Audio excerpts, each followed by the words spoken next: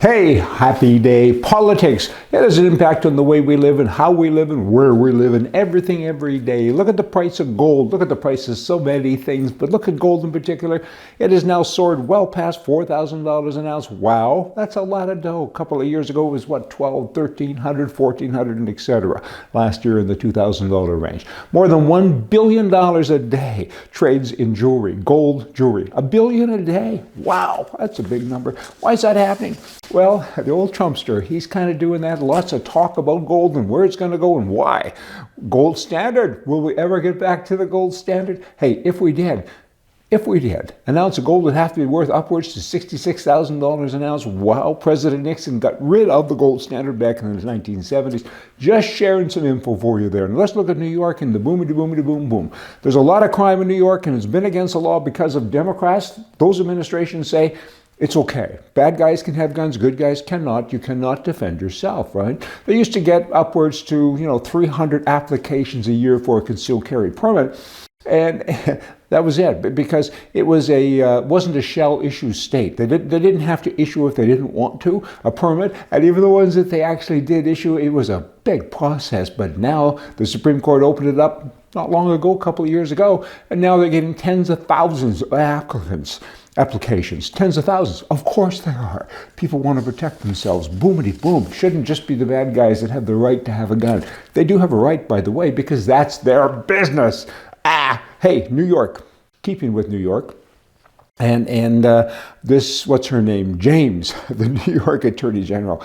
She's built her entire career, I think, on fighting Trump. I guess that gets her press, and she feels kind of oozy about it and whatever, but now it's kind of turned around and she's saying, hey, this is a political thing. You're after me because of politics, because of revenge.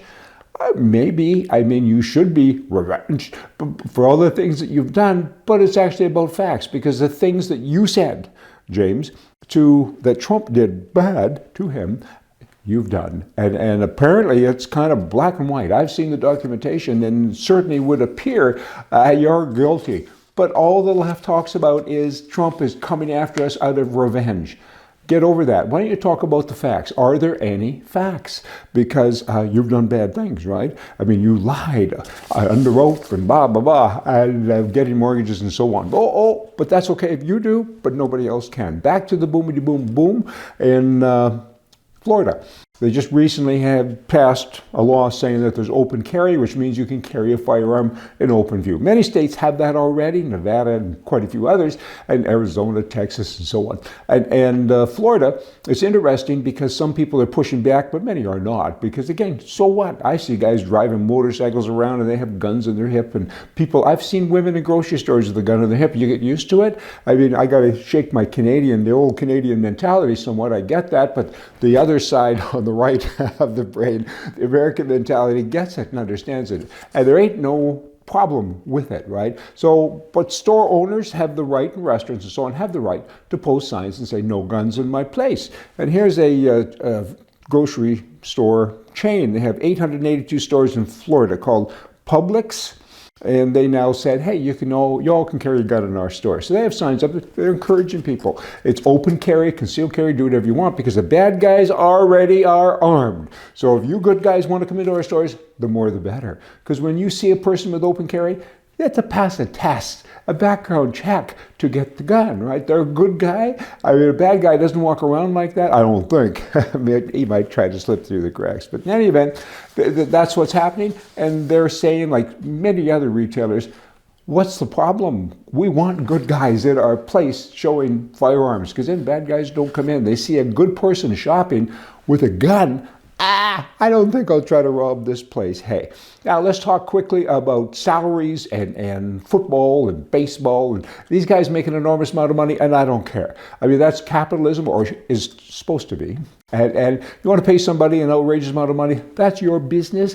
I could care less again. However, let's kind of drill down a little bit. Here you have a fella, his name is Kyler Murray, and he was a pick for Arizona's #1 pick for the 2019 draft. And he's a great player. He is. He signed a 5-year contract that's worth $230 million, a 5-year contract. Now, that's over $250 million for 5 years. And again, I don't care. Many people do. They scream and they holler. I could care less. Whoever owns a team, you want to pay somebody that, have a nice day. But here's the rub, okay? What's the involvement from the government? Taxpayer dollars, yours, mine. I mean, are we partners in this? Are we part of this $250 million, $250 billion salary? Are we? Unfortunately, we are.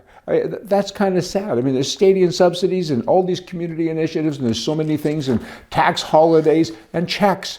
Big checks. I mean, it comes all the time. I mean, these people get billions of dollars to build new stadiums and billions. Now, Trump has addressed this in the past, and I hope he does again. I mean, pay a guy $1 billion a year if you want, if you own the team, but don't get me to be your partner. I'm not a real partner. I'm only a partner in the sense that you take some of my tax dollars, government, and you give it to someone who owns a football team or a baseball team. But it's kind of like the Amazon thing. They got really rich, and hey, Amazon's great, we need them. But they only paid that much to ship things in the post, by post. And we pay that much. You can buy a jean jacket, it comes to you for $1 or $2, and if you didn't like it, or if you do like it, rather, and you want to send it to Aunt Mary, it costs you that much. So all this government stuff, does it help, or is it interference? Hey, y'all come back.